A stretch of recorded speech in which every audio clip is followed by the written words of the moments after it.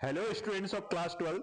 तो आज हम युक्ति आधारित जो श्रृंखला चल रही है, सीरीज चल रही है, या युक्ति आधारित प्रश्न जो चल रहे हैं उसमें एक इंपॉर्टेंट टॉपिक ले रहे हैं और टॉपिक का नाम है ट्रांसफार्मर किसे कहते हैं या ट्रांसफार्मर है क्या, का वर्णन निम्नलिखित बिंदुओं के आधार पर कीजिए, जिसमें उसका सिद्धांत क्या है, प्रिंसिपल क्या है, इसके टाइप्स क्या है मतलब प्रकार कितने हैं, नामांकित रेखाचित्र बताना है, ट्रांसफार्मर में कौन कौन सी ऊर्जा क्षय होती है, ऊर्जा की हानि होती है, और परिणमन अनुपात क्या होता है ये समझेंगे। ठीक है। और देखें कि ये है क्या। तो ये कुछ पॉइंट्स दिए थे, एक क्वेश्चन उठाया है मैंने इस जो लास्ट ईयर में पूछा गया है, तो उसमें ये पॉइंट है। और भी इसके अलावा भी और भी कोई पॉइंट्स हो सकते हैं कि उसका वर्किंग बताइए, मतलब कार्यविधि समझाइए, उसके उपयोग बताइए, तो ये भी हम चाहेंगे तो इसमें कवर कर देंगे। लेकिन मेन अभी ये पॉइंट्स को हम फोकस कर रहे हैं। तो पहले अगर हम बात करें ट्रांसफार्मर, ट्रांसफार्मर होता क्या है बच्चों, तो ट्रांसफार्मर को हम समझते हैं। तो ट्रांसफार्मर एक डिवाइस होती है, ट्रांसफार्मर एक ऐसी डिवाइस होती है जो एसी को ही एसी में कन्वर्ट करती है। मतलब उच्च अल्टरनेटिंग जो विभव होता है, विभवांतर होता है, उसको निम्न अल्टरनेटिंग विभव में या प्रत्यावर्ती विभव में बदलता है, या लो को उच्च प्रत्यावर्ती विभव में बदलता है, या धारा भी कह सकती है, धारा भी कह सकते हैं। मतलब सिंपल सी अगर बात करें तो क्या परिभाषा निकल के आती है, एक ऐसी युक्ति है जो निम्न वोल्टेज या उच्च धारा पर, निम्न वोल्टेज उच्च धारा पर को उच्च वोल्टेज निम्न धारा पर को निम्न वोल्टेज परिवर्तित कर देती है। मतलब सिंपल सी बात कहें कि प्रत्यावर्ती उच्च वोल्टेज को निम्न वोल्टेज में और निम्न वोल्टेज को उच्च वोल्टेज में। अब ये दो अलग प्रकार के ट्रांसफार्मर होता है, कौन निम्न को उच्च वोल्टेज में बदलता है और कौन उच्च वोल्टेज को निम्न में बदलता है, वो हम समझेंगे। लेकिन अभी हम कहें सिंपल सी परिभाषा है ट्रांसफार्मर की, तो वो क्या है, it is a device which converts high alternating AC voltage to low alternating AC voltage and vice versa. Okay, now अब हम इसका मेन, ये तो हमने समझा कि ट्रांसफार्मर है क्या। कई बार कंफ्यूजन होता है बच्चों को ट्रांसफार्मर और रेक्टिफायर में, या रेक्टिफायर को हम, हाँ रेक्टिफायर कह सकते हैं, या दिष्टकारी कहते हैं ना। तो उसमें कई बार कंफ्यूजन होता है, तो कई जगह ट्रांसफार्मर की जगह रेक्टिफायर मतलब दिष्टकारी जो होता है उसके कॉन्सेप्ट लिख देते हैं। तो बच्चों दिष्टकारी जो होता है वो अल्टरनेटिंग करंट को, मतलब एसी को डीसी में बदलता है, लेकिन ये एसी को ही एसी में बदलता है, हाई एसी को लो एसी में, लो एसी को हाई एसी में। ये ट्रांसफार्मर करता है, ध्यान रखना है थोड़ा सा, है ना। कार्य का सिद्धांत या working principle, principle of working.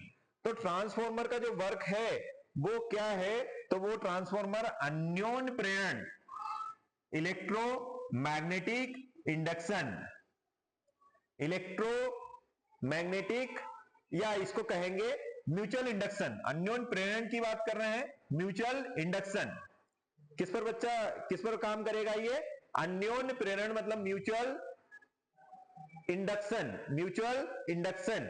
एक डिवाइस और आती है जिसको हम डायनेमो या क्या कहते हैं, जनरेटर बोलते हैं, जनरेटर बोलते हैं। वो किस पर काम करेगा, वो विद्युत चुंबकीय प्रेरण पर काम करेगा, इलेक्ट्रोमैग्नेटिक इंडक्शन। लेकिन ये किस पर काम करेगा, ट्रांसफार्मर का याद रखना है, ये अन्योन्य प्रेरण पर काम करेगा, अन्योन्य प्रेरण पर काम करेगा। इसका मतलब एक कुंडली होगी, दूसरी कुंडली होगी, एक कुंडली में आप एसी वोल्टेज दोगे और दूसरे में उसमें अन्योन्य प्रक्रिया होगी, है ना, के सिद्धांत पर कार्य करता है। तो किस पर कार्य करेगा, अन्योन्य प्रेरण या म्यूचुअल इंडक्शन कहते हैं इसको, इंग्लिश में क्या बोलते हैं, म्यूचुअल इंडक्शन। जब इसकी प्राथमिक कुंडली के सिरों के मध्य प्रत्यावर्ती विभवांतर लगाया जाता है तो क्रोड में परिवर्ती चुंबकीय क्षेत्र उत्पन्न हो जाता है। अतः प्रेरण की क्रिया से द्वितीयक कुंडली में उसी आवृत्ति की प्रत्यावर्ती धारा उत्पन्न हो जाती है। ये इसका सिद्धांत है, स्क्रीनशॉट ले लीजिएगा। अगर सिर्फ शॉर्ट में मैं कहूं तो ये क्या है इसका सिद्धांत, अन्योन्य प्रेरण किसका, ट्रांसफार्मर का। आई होप ले लिया होगा, आगे बढ़ते हैं। अब ट्रांसफार्मर कितने प्रकार के होते हैं और उसका नामांकित रेखा चित्र की बात कर लेते हैं।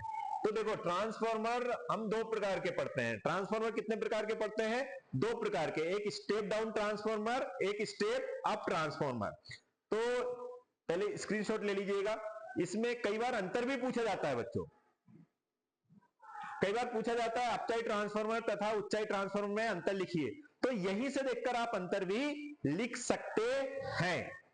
तो अभी हम बात करें अपचाई ट्रांसफॉर्मर क्या है और उच्चाई ट्रांसफॉर्मर क्या है।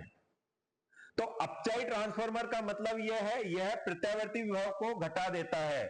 मतलब अगर आप उच्च प्रत्यावर्ती विभव देंगे तो यह निम्न प्रत्यावर्ती विभव में बदल देगा, और जो उच्चाई ट्रांसफॉर्मर है यह क्या करता है? प्रत्यावर्ती विभव को बढ़ा देगा। मतलब आप कम वाला प्रत्यावर्ती विभव देंगे तो ये उसको उच्च करके दे देगा, बढ़ाकर दे देगा। अब इनकी पहचान के लिए हम ये डायग्राम समझ रहे हैं। यहां पर देखिए, ये वाला जो आपको रेक्टेंगुलर बहुत सारे शेप दिख रहे हैं, इसको हम बोलते हैं कोर या क्रोड कहते हैं। क्या बोलते हैं बच्चों? क्रोड बोलते हैं। इसमें ये वाली जो कुंडली है, ये वाली जो कुंडली है, इसको बोलते हैं प्राथमिक कुंडली। क्या कहते हैं यहां, इसको क्या बोलते हैं? प्राथमिक कुंडली, ठीक है। और इसको बोलते हैं द्वितीयक कुंडली। क्या बोलते हैं? द्वितीयक कुंडली या सेकेंडरी कॉइल। ऐसा ही इसमें भी है। इसमें ध्यान रखना, इसमें फेरों की संख्या जो है प्राइमरी में उसको एनपी बोल देते हैं, सेकेंडरी में जो है वो एनएस बोल देते हैं। ऐसा ही ये वाली फेरों की संख्या को बोला है, प्राइमरी में है तो एनपी और सेकेंडरी में है तो एनएस। क्लियर हुआ यहां तक? अब हमें एक चीज याद रखना है, जब हम इस अपचाई ट्रांसफार्मर की बात कर रहे हैं तो आप यहां पर देख रहे हैं एनपी में जो फेरों की संख्या है वो किससे ज्यादा है? वो किससे ज्यादा है? एनएस से ज्यादा है, ठीक है।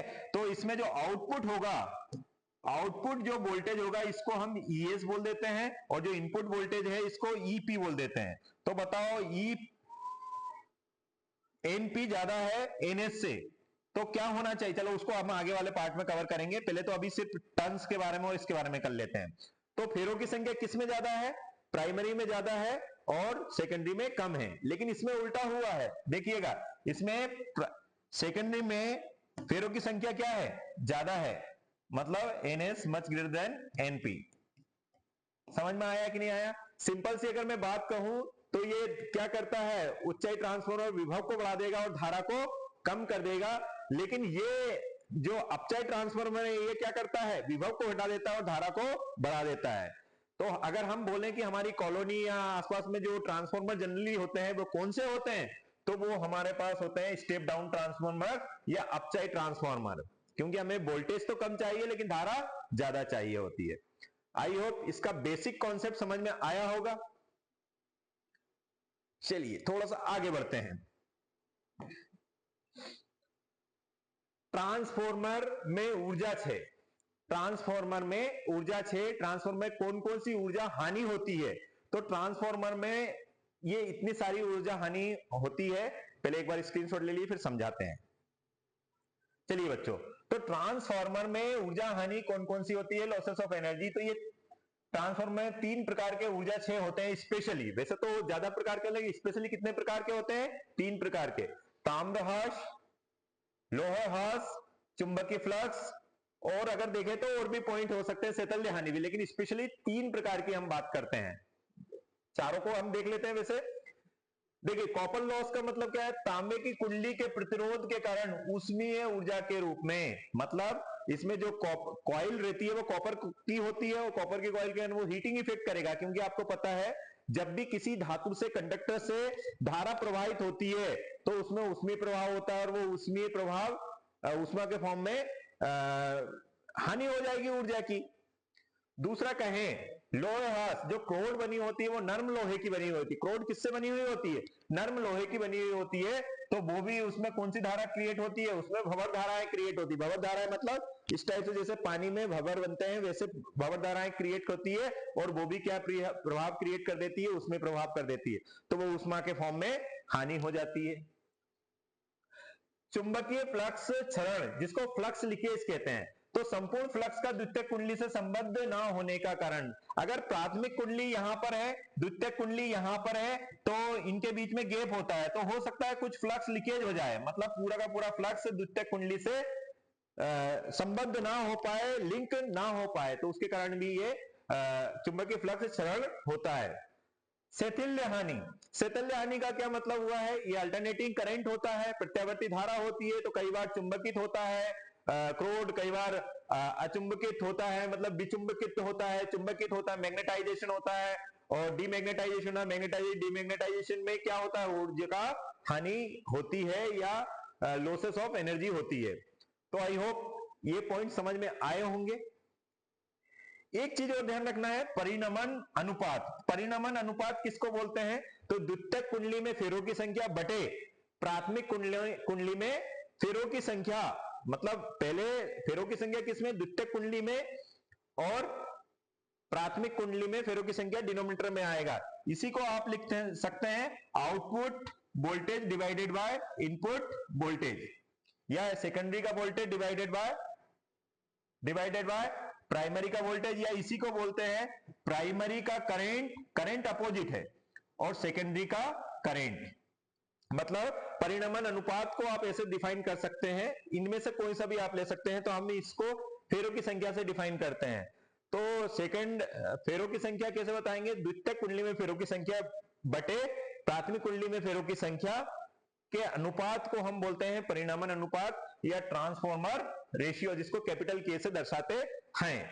यहां पर नोट करने वाली बात है, अपचाई ट्रांसफॉर्मर मतलब स्टेप डाउन ट्रांसफॉर्मर में जो परिणमन अनुपात है वो लेस देन 1 होता है। कितना होता है बच्चों? लेस देन 1 होता है। फिर से, अपचाई ट्रांसफॉर्मर में जो परिणमन अनुपात जो होता है, ट्रांसफॉर्मर रेशियो जो होता है, वो लेस देन 1 होता है।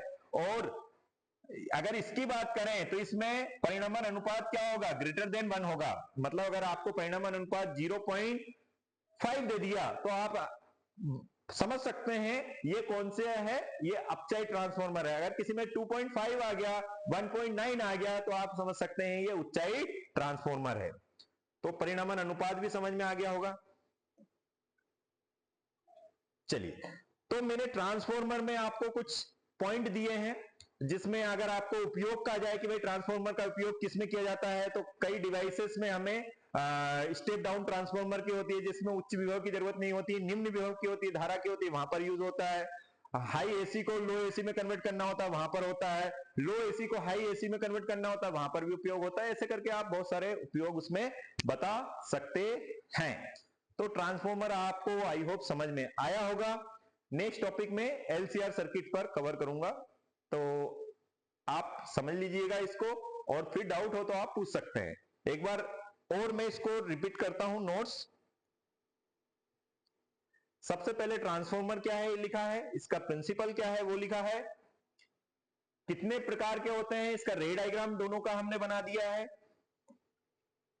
इसके बाद में ट्रांसफॉर्मर में कौन कौन सी एनर्जी लॉस होती है वो लिखा हुआ है, कितने प्रकार की, और ट्रांसफॉर्मर रेशियो क्या होता है वो लिखा है। हम इसको क्या बोलते हैं? परिणमन अनुपात बोलते हैं। इसका सूत्र क्या होता है ये हमने लिखा हुआ है। और बस यहां पर हमारा ये टॉपिक कवर हो जाता है। तो ये टॉपिक हमने आज कौन सा कवर कर लिया है? ये टॉपिक है हमारा ट्रांसफॉर्मर। आई होप ये एक इंपॉर्टेंट टॉपिक है क्लास 12 के लिए, तो आप इसको जरूर कर लीजिएगा। Okay, thank you.